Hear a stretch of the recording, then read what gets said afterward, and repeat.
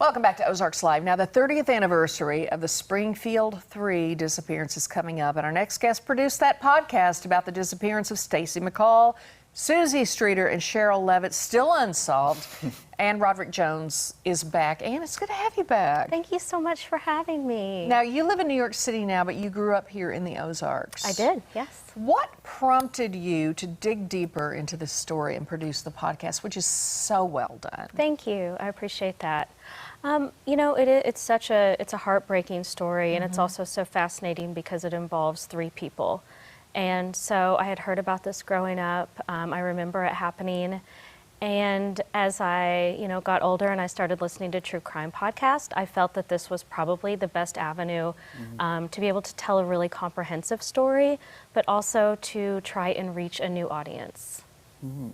Okay, so let's back up just a second. For those that may not be familiar with this case, what are the important details for people to know? Most of us know, but you've got to remember 30 years is a long time. Yeah. There's a lot of people who really don't know. Yeah. That's right. Yeah, so two of the girls, Susie and Stacy, were graduating from high school that day, from Kickapoo High School, and the mother as well. Cheryl. So Cheryl, the three of them went missing in June of 1992. So it's been 30 years now.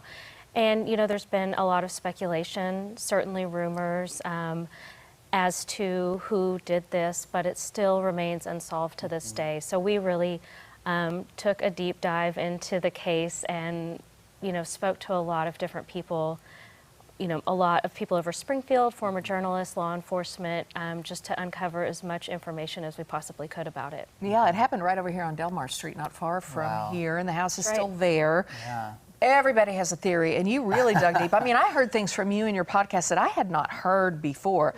Did you get a lot of response from around the world? I mean, did you get tips? Did anything ring with someone that maybe you learned something? Yeah, we got a lot of tips, a lot of emails. And yeah, they just kind of kept coming in, so we'd really have to kind of suss through it and see, which ones felt that they were worth digging into a little bit more. But as far as all over the world, yeah, we're having people listening to this everywhere. Australia, for some reason, it's really popular in Australia and Germany and even Southeast Asia. So we're definitely getting a lot of ears on it.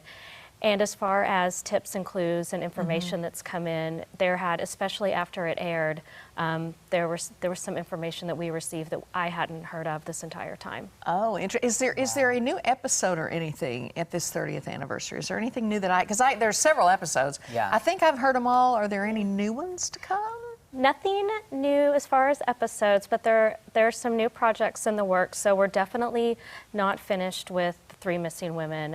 We have some projects in the works, but that's a little bit under wraps right now. Okay. Well, now keep in mind, you can tell us anything. So Okay. you can always come back and tell us if you need to. I'd love to come back. But now you had such success with that one. You're going to be looking into another case that happened here in the Ozarks, correct? What's That's right. that one?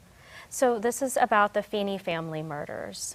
And just a very quick recap is that in February of 1995, so just a few years after the three missing women, Cheryl Feeney and her two young children were found murdered in their home, and to this day, no one has been charged with the triple homicide. Wow. So, now for those that may not know kind of what goes into a podcast, what does your research look like when you guys are in town to figure out everything about these cases? So it's a lot of digging into old news archives, trying to get case files, lots and lots and lots of research that you really don't see or hear when you listen to a podcast. But these 2 weeks, I'm working on it with the incredible podcast team, Edit Audio, who did the Springfield 3. And so there are three people from the team, and we're all here for the next 2 weeks, and we've just been doing loads of interviews and speaking with people. Today we had a great interview with Ron Davis, who is a journalist in Springfield. We've spoken to former teachers, former students.